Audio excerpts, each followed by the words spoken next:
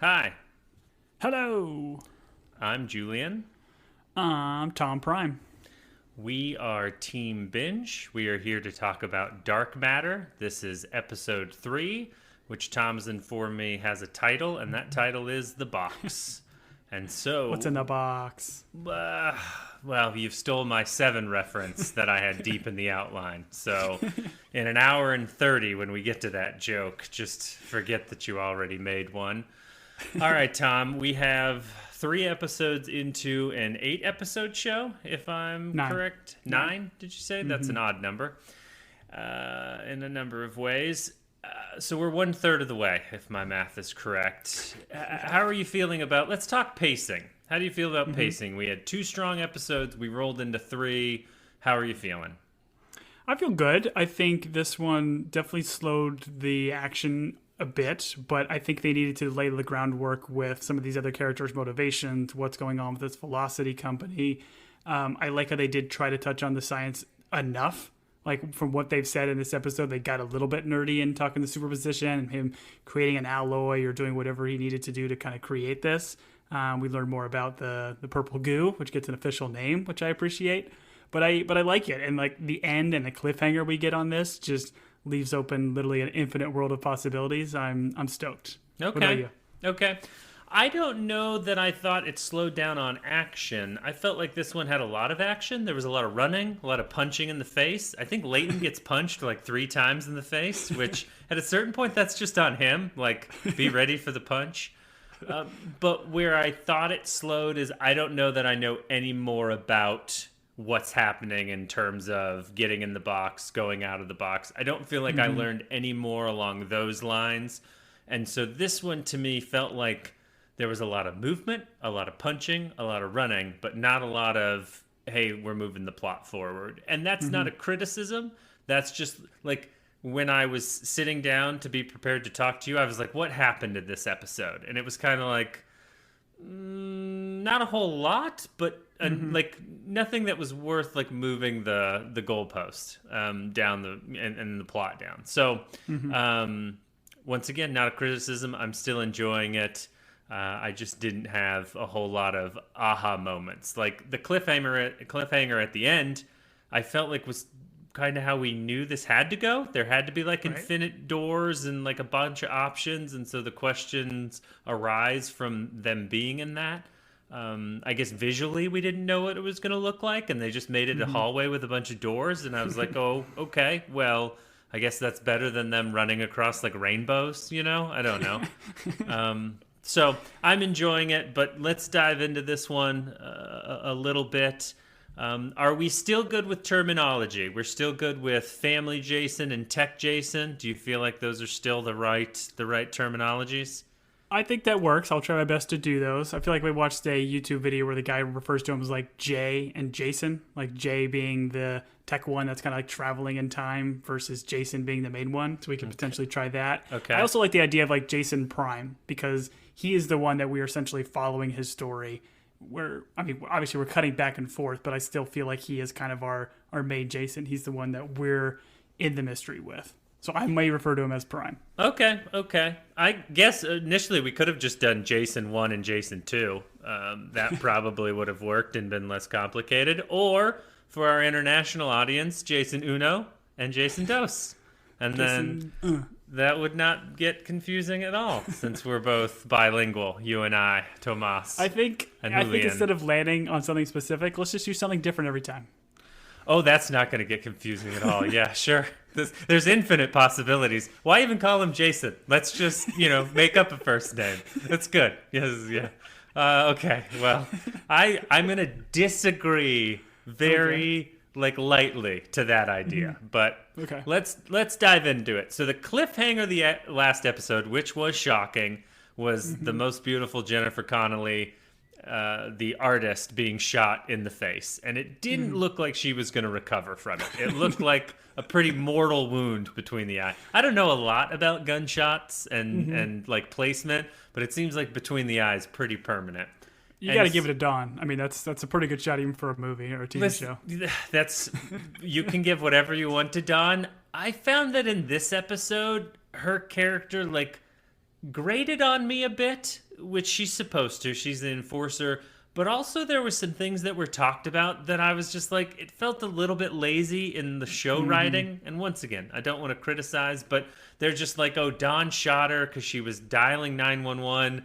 Dawn has PTSD, so she's allowed to shoot whoever she wants. I don't like the shorthand of, oh, they did 2 tours in Afghanistan. They have PTSD, so we're allowed to let them, like, run wild. Not everyone runs wild after those things, so I don't know. I felt like it was a little bit this is very much like screenwriting shorthand. Let's make them a vet. That way, when they do something violent, we chalk it up to PTSD. And also, Leighton was just like, he like kind of shrugged it off. He's like, right. I told her to bring her home. She shot her in the face. My bad. We'll talk to HR. HR will write her up. She told me she wouldn't do it next time. Next time she runs into Daniela the Artist, she won't shoot her in the face. And we got her a wooden gun. Yes, we got. No more desk pops. No more desk pops. And then there's also a scene where Dawn walks by someone in a hallway, and I don't know. They just made her very one-dimensional, and agreed. I guess maybe she'll be in multiple dimensions now that she's missing fingers, but I don't know what. I don't know. The Dawn character irks me a little bit. I had the same kind of thought, too. It's like she's just like a caricature of herself, where to give her this backstory, it's just summed up pretty quick. It would be interesting because we have a limited number of characters in this show, but seemingly an infinite number of them, or versions of them. So it'd be interesting to see, like, maybe in another world where she's a kindergarten teacher and she's leading like the daycare of Velocity, or just, I don't know, like a different version of her would be kind of fascinating. Right. She's just whipping pencils at kids and hitting them in between the eye. That's with the eraser part, though. That's like her one gift. Yeah, of course, with the eraser. The pencils aren't sharpened, Tom. I'm not a monster. Dawn's not a monster. She's an educator. We both are children of educators. We never got hit or thrown, or pencils thrown at. Okay, never mind. I'm not gonna. This isn't therapy. All right, let's move on. Something important, I'm sure you clocked it, was Leighton giving this speech about the family business. And as a guy that loves the aerospace industry, Tom, tell me a story about Leighton and the aerospace business. The way it sets it up, where he has the picture of his grandfather. Says, as we all do. If you look through the camera, you can see old Grandpa Arlo over here in his uniform, which we won't mention which uniform. Go ahead. But the perfect, like, just portrait of him on the wall, which seemed to be very odd to have a portrait of yourself just staring at you in your own office for a long time. But then he's never touched the office. He talks about his parents both being gone. It probably went up after the grandpa passed, Tom. I don't think the grandpa had his own. He said specifically, I didn't touch anything in this office. I kept it exactly how Grandpa wanted it. So Grandpa's a narcissist. Good on you. Yeah. Man, the dead Grandpa's catching some strays here. All right. But, I mean, this is total setup, right? The assumption is we're going to get more of the backstory. Maybe Leighton at some point is going to get in the box. We're going to see an alternate version of where his parents are still alive, or something with his grandpa, right? Like, it was too heavy-handed the way they threw this at us. Right. And that is the story, is Leighton's grandfather not only started the business but raised him because his parents died, and we don't get any more explanation than this. And all of this is given to us because this detective Mason has showed up, right? And she's talking to him, and Perry Mason, very good. I don't know if her first name is Perry.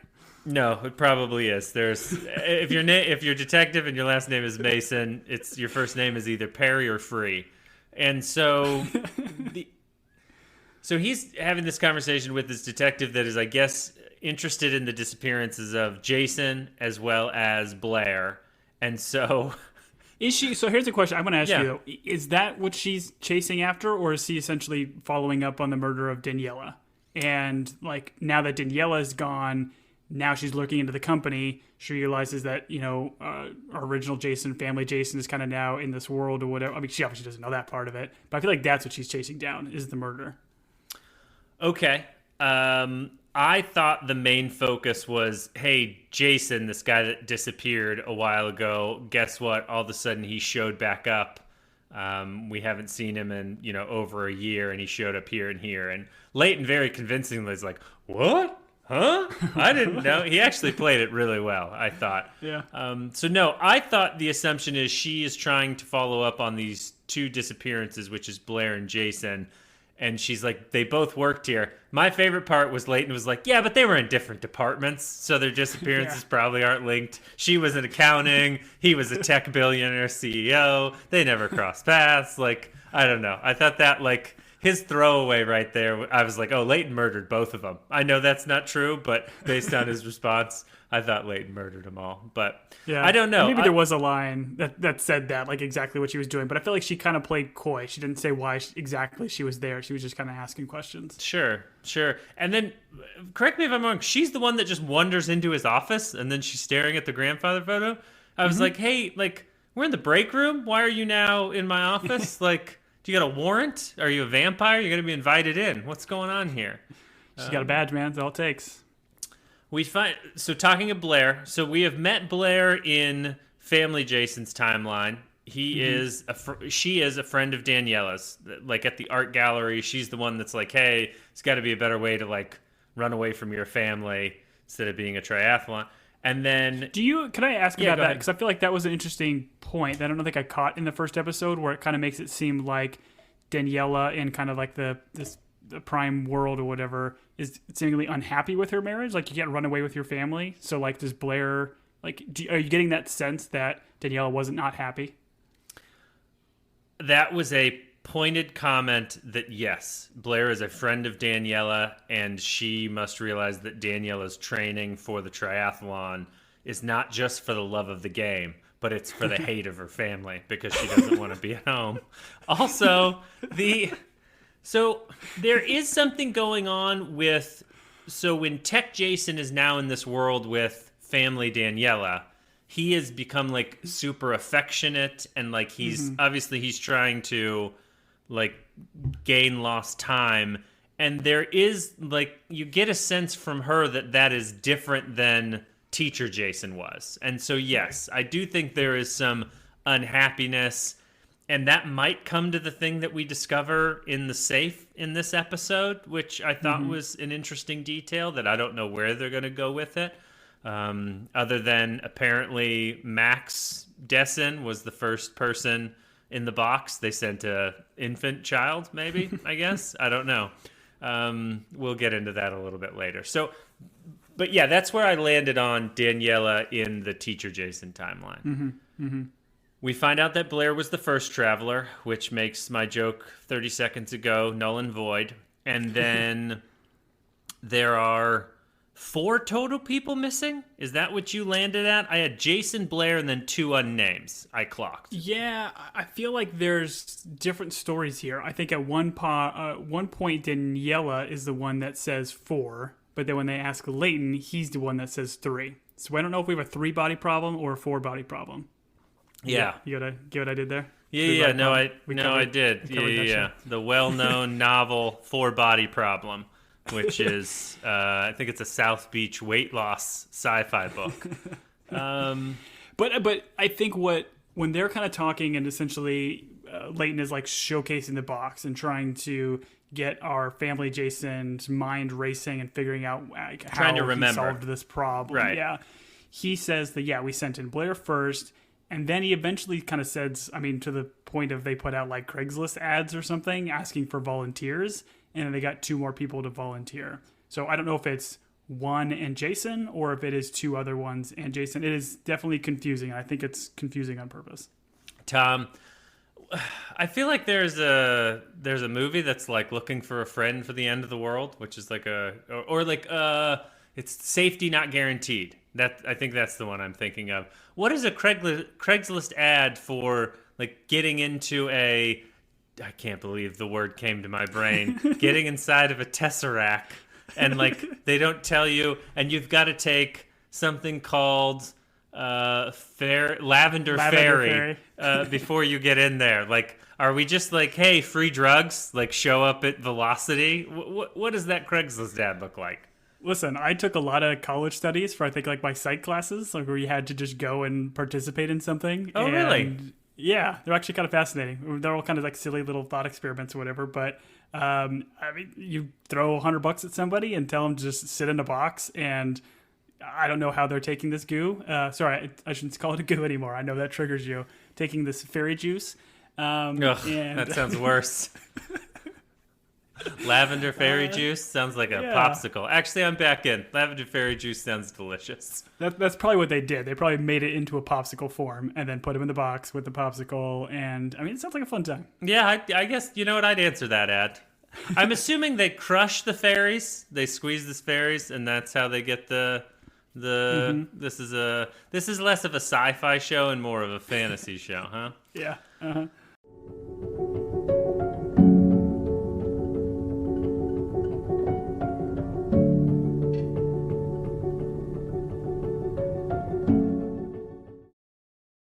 This episode is brought to you by Amazon. Sometimes the most painful part of getting sick is the getting better part. Waiting on hold for an appointment, sitting in crowded waiting rooms, standing in line at the pharmacy, that's painful. Amazon One Medical and Amazon Pharmacy remove those painful parts of getting better with things like 24/7 virtual visits and prescriptions delivered to your door. Thanks to Amazon Pharmacy and Amazon One Medical, healthcare just got less painful.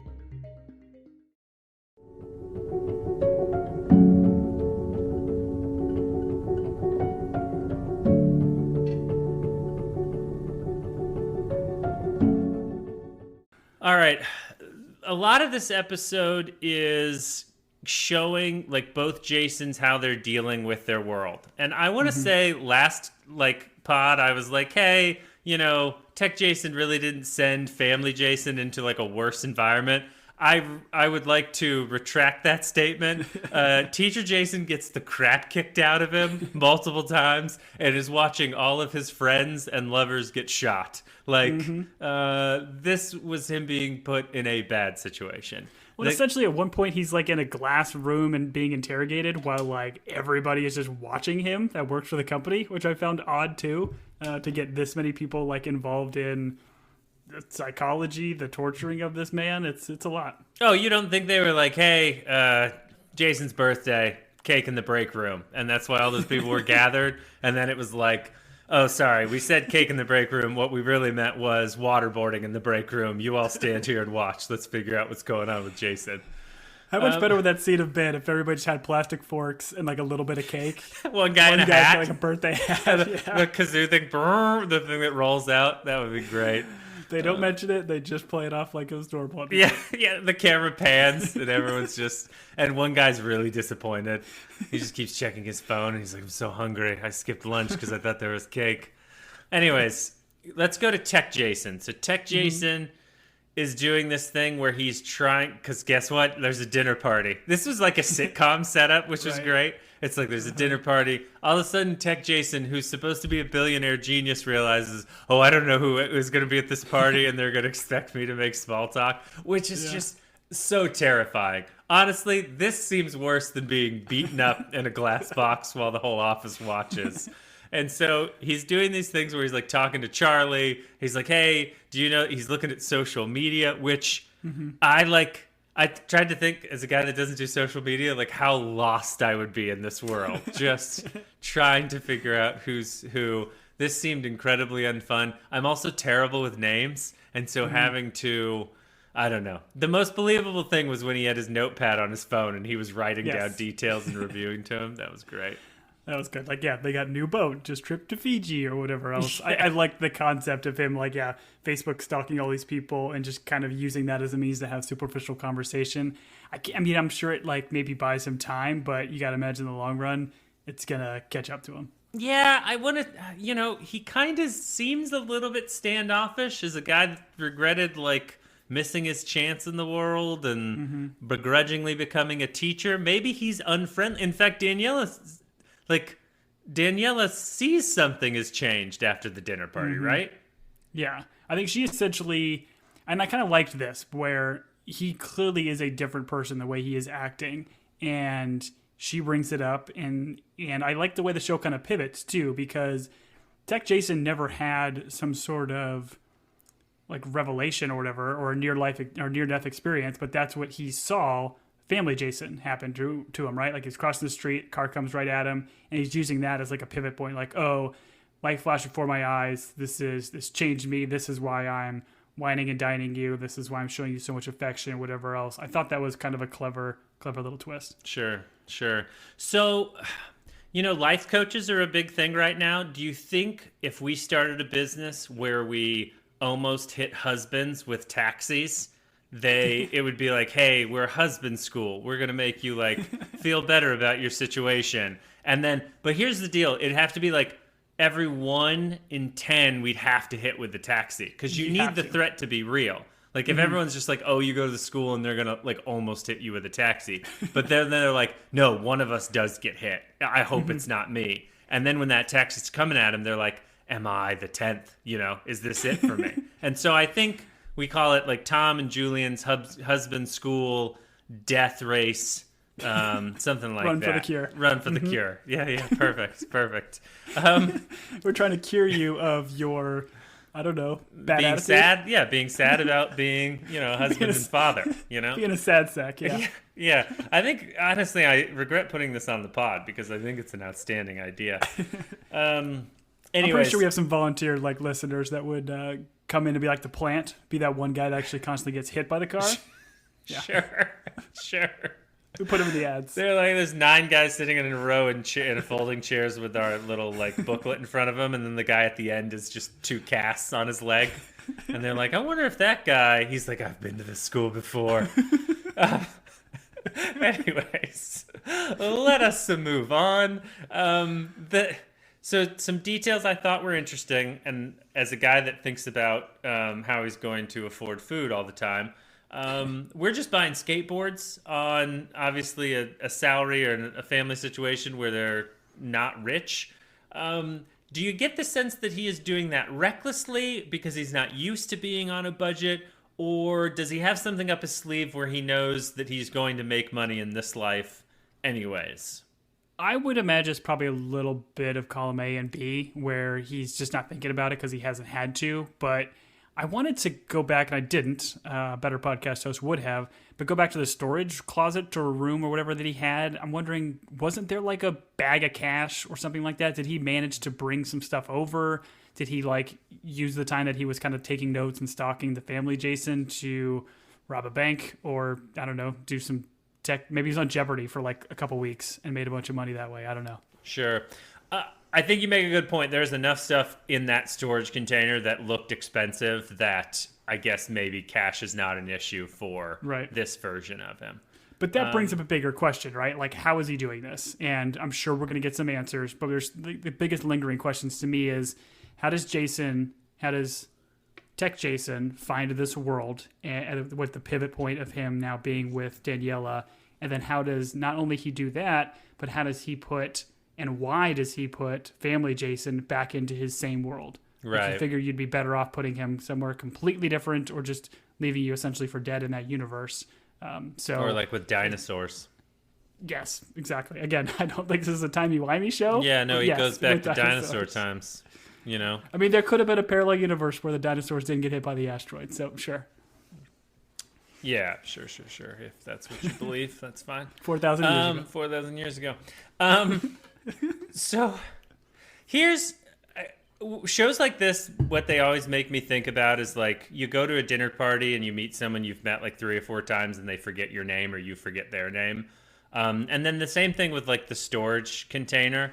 Like, shows like this now just always make me suspicious that if I do go to a dinner party and someone forgets my name, part of me is always going to be like, are you from a different dimension and you're just faking it right now? And then whenever someone's like, oh, I got to go to the storage container to get such and such, I'm going to think, I bet you got a lot of phones on low battery with some lavender fairy vials and, I don't know, cash and guns. Like, I'm always going to be like, hey, can I go to your storage container with you? And then, 6 hours later, I'm helping them move apartments or whatever, which just seems like the worst fate. As a father of a 5-year-old that has to go to a lot of like random kids' birthdays, and me attempting to try to remember all these parents' names never happens. So, yeah, it's definitely possible. And I feel like now I should like play it off because I know they don't know my name either. I should pretend like I have a storage closet, or I guess I should be careful the way I phrase that. Sure, yeah. You're like, strangers. oh, all these children gathered for this gathering. Have I told you I have a storage compartment? I bet. And you know what? It's big enough to fit all these kids in it. That's good, Tom. You should say those things. We'll see how quick you stop getting your kid invited to birthday parties.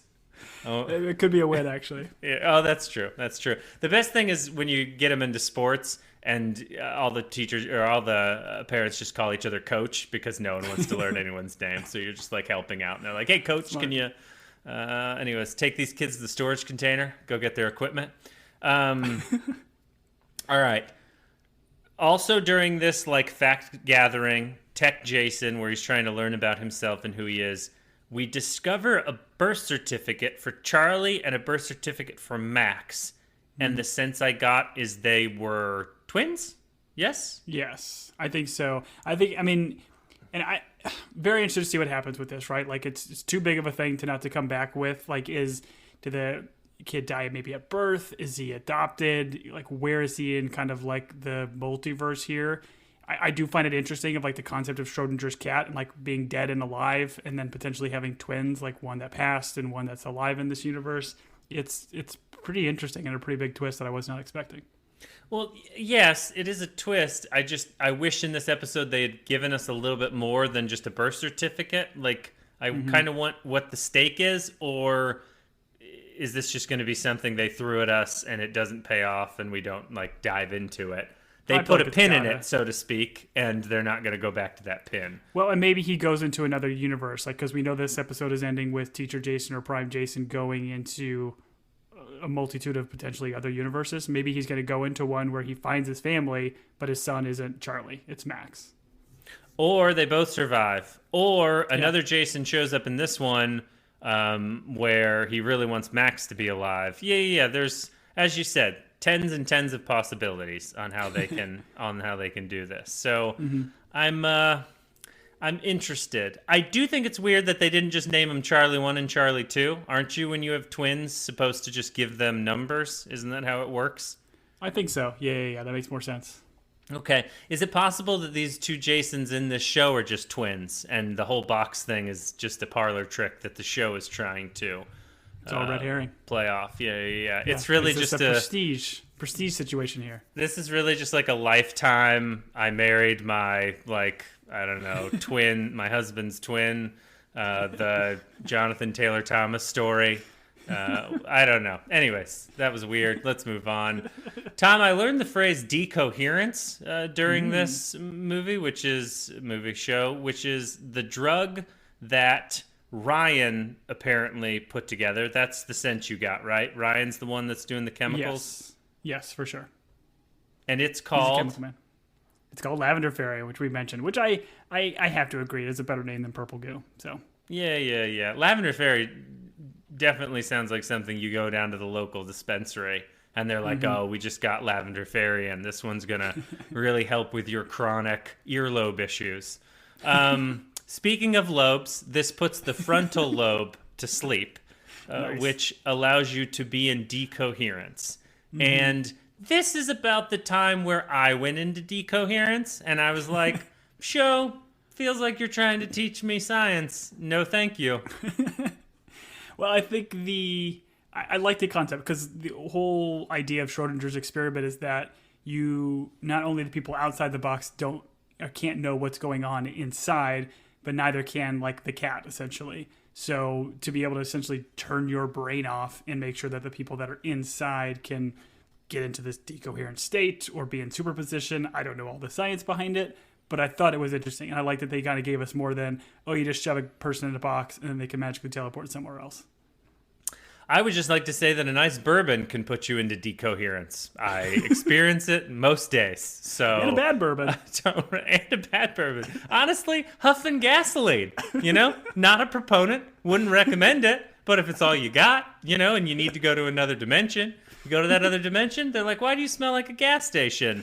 And it's like, how many sons do I have in this dimension? And is Danielle an artist? And they're like, you smell like gas station.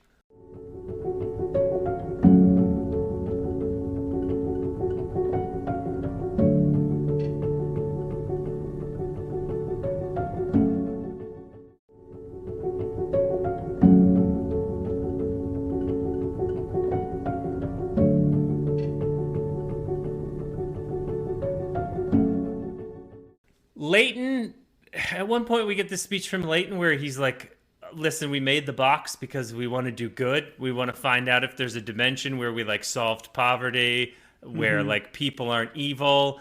I got news for you, Leighton. Humans are humans. There's not going to be a dimension where there's a utopia. It doesn't work that way. I'm sorry that my faith in humanity is so low, but I'm going to save you some time, buddy. Just use it to make money and then maybe donate some of it. Like, you're not going to find a world where all these things are solved, but yeah. This to me was similar to like Dawn and making her like, just because she has PTSD, she can use a firearm and it's no big deal. Right. Like, he needed some motivation to be able to justify allowing Dawn to shoot somebody and or throw it under the rug, and having people missing and like putting all this money into it. Yeah.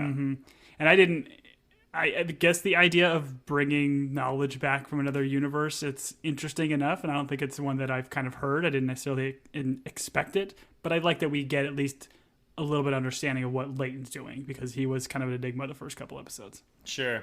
Well, I recently listened to someone talk about Back to the Future 2, and there is a speech where Doc is saying, hey, I didn't build the time machine so we could make money. I built it so that we could answer the big questions and solve, like, what's happening in the future. So They've really just stolen Doc's speech. And then Michael J. Fox is like, hey, but if we take the sports almanac, we can make money by betting. And so in this situation, Jason is the guy that stole the sports almanac and is making all his money betting on horses. And Leighton Jason's is Duff. Biff. Yeah, he's Biff. Yeah, Biff, exactly. Honestly, I haven't seen those movies in so long. I don't remember. I think Biff is maybe a bad guy. Maybe he works at a gas station. I don't know. Biff Tannen's great. He's misunderstood. So, Amanda, are we still not clear on the relationship between Amanda and Jason, or have you come to the conclusion that they are romantically involved? They touch it in this episode where they were kind of on again, off again. Ross and Rachel. What, Tom? Please be clear. They touched on their relationship. They were Sam and Diane type of thing. To use a reference we've done in the pod. Oh, that's right, because she says something like on and off again. Right. Yeah. I think they were talking about nope, can't say that. That's not allowed. Shoes. She was talking about their shoes. Sometimes their shoes are on and off. The motivation for her to help him escape. This is just because they've, like, I guess, executed Ryan. They've beat him up. And the thing that maybe I didn't quite realize is, like, they are reacting so violently to this Jason because they finally come to the conclusion that it's not their Jason, and they think he's, like, doing something nefarious, but he's clearly just confused. Like, I didn't really get the, like, jump to let's beat this guy up and interrogate him. Like, this guy ended up in your world on accident. Let's, like, treat him well, maybe help him remember, help him explain, instead of having Don shoot his lover and then punching him a bunch of times in the stomach. I didn't understand. I can't remember what the catalyst was for it, but essentially they tried to play good cop, I guess, for a while, and something had to have happened. He tried to run away, he tried to do something, and then they were just immediately bad cop and then trying to force him into this. But I think certainly for Amanda, it was the killing of Daniela. Like, it's just gone too far. It's one thing, she was willing to look past doing scientific experiments to try to send people into the whatever dimension, but the fact that they're literally just killing people at this point and trying to sweep it under the rug, like, she's not having it, and she's going to help out. If this is the last we see of Jimmy Simpson in this show, I'm going to be sad. They better not have killed Ryan. Yeah. I want Ryan back in all of the worlds. Maybe we're going to get a McBoyle version of Ryan, which would be great. That would be weird. From Sunny. He's just always in a bathrobe and wet. Okay, so this leads to them running, and of course, the only place they can go, Tom, is into the box, because it's easier to go into a box with no doors, or one door, than to leave a building with probably 8 fire exits. I love the comedy of them going down the elevator, and then as the elevator opens up, she's like, we gotta get past one more guard, and then Leighton is just perfectly walking, looking down at his phone, and looks up, hey, run, yeah. Like, punch, yeah, that was great. That was, it was comedic timing for sure. There's another interesting point here too, though, when they're running towards the box and getting into that room, her passcode's not working, and then Jason, or family Jason, goes up to this thing and punches in the code. And this is actually mentioned in the first episode when he gets like abducted by the other Jason, where he talks about like, hey man, I know all your passwords. I know you use your father's birthday backwards. So he that's needs him to essentially unlock the phone, right? Yeah. And he's like, what's the password? Yeah. So using that, I think, right away to then allow this Jason to understand that and get into the kind of box room is pretty cool. Right. The old callback. Tom, what are all what password do you use for all of your stuff? 1, 2, 3, 4, 5. That's what I use for my luggage. So you spend a lot of your day, the thing just saying password too weak, please add 20 other characters. That's how you spend most of your day then, because if that's your chosen password. That was my Spaceballs reference. Did you not get it? What kind of idiot would have that for their luggage? I've seen no, but my kids just watched Dennis the Menace with Walter Matthau, and he's got a safe, and Dennis the Menace is like, I bet I know the combo, and he's like, you'll never know it, and he's like, it's your address, and Walter it's clearly his address, and he gets all weirded out. So, man, I've been watching a lot of things that relate to what we're doing today. All right, so we end this with them taking a drug, which just happens to be in the box, I guess, right? Well, she has like a case of this stuff, which is, I would assume, a big Easter egg. You think she's using it recreationally? Maybe she's built up a tolerance. You think she's selling it? Ooh, I mean, on the black market, I would imagine Lavender Fairy goes for quite a bit. But what I'm assuming we're going to get is they get into this parallel universe box, and like Matrix style, there's like the keymaster that can open up a bunch of doors and go to a bunch of different places. Now that she has a bunch of this fairy dust stuff, they can probably go and are probably not going to go to the right world, right? We're probably going to spend a couple episodes jumping back and forth, dinosaurs, and different dinosaurs, and getting different backstories and stuff of the characters. But yeah, she's got a whole case of this stuff. It'll be like that show about that doctor that uses the telephone thing to fly, and then he's like, punching Nazis in one timeline and flying with Sean Connery in another. And then they make a amusement park with all the dinosaurs. It's just going to be like that show. Dr. Quinn, Medicine Woman? Yeah, the one that's run for like 80 years, that British show, Dr. Quinn, Medicine Woman. Man, that guy was good. Constantly getting people medicine. You did mention, though, that Dawn, I like how she's like frantically trying to keep this box open. And man, this box closes hard because it takes all 4 of her fingers into the box. So at least she's no longer going to be like trigger happy, right? She can't be. So you go into this hallway and there's all these doors, right? And you're like, how do I mark the door to know which one I came through? And if this is something that's happening in your mind, does it even matter if you mark the door? Because in that case, the fingers are a little bit helpful because you just use them to write in blood, like on the different doors, or you stick them to the doors. You're like, all right, we're going in finger 1. Next time we'll go in 2-finger door, and then you got to kind of like move them around. So her fingers are ultimately like the address numbers on a house. It'd be interesting if they do that. Like, I didn't think of them actually using it as a prop to like navigate this box. I just assumed we were going to get a parallel universe where she's not going to have fingers. You don't think there's going to be a moment where they're like, hey, we need to prop open the door, and one of them picks up the finger and just puts it in the door so it doesn't close all the way? I mean, really hope it's door stopper, baby. They just peer out of a door and they look, nope, dinosaurs, not this one. They close it. That would be great. Well, see, I have so many questions about the hallway and what it means. So I'm excited for episode 4. Once again, a lot of stuff happened in 3, but I don't feel like I'm... And this is always the fear with shows like this. They start strong, and it's like, okay, is it going to hold up with like the time travel and all that stuff? Because a lot of time travel things, when you like start walking down the logical steps, it stops making sense.